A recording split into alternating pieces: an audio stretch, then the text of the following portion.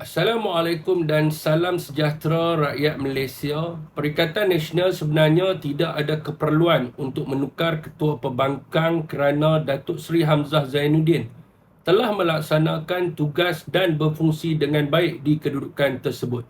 Saudara dan saudari, apakah jaminan bahawa kehendak Parti Bersatu untuk menukar Ketua Pembangkang ini bukanlah kehendak Anwar Ibrahim?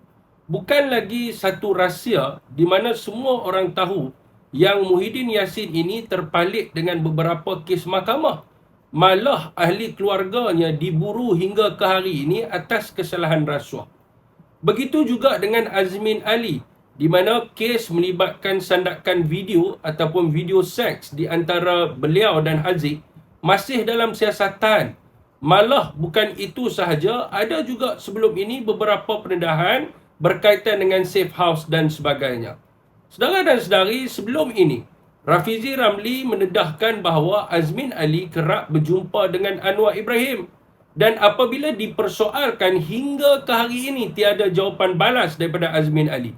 Oleh kerana itu, apakah jaminan bahawa usaha dan desakan untuk menukar Ketua Pembangkang ini bukannya datang daripada Anwar Ibrahim untuk melemahkan Perikatan Nasional di Dewan Rakyat?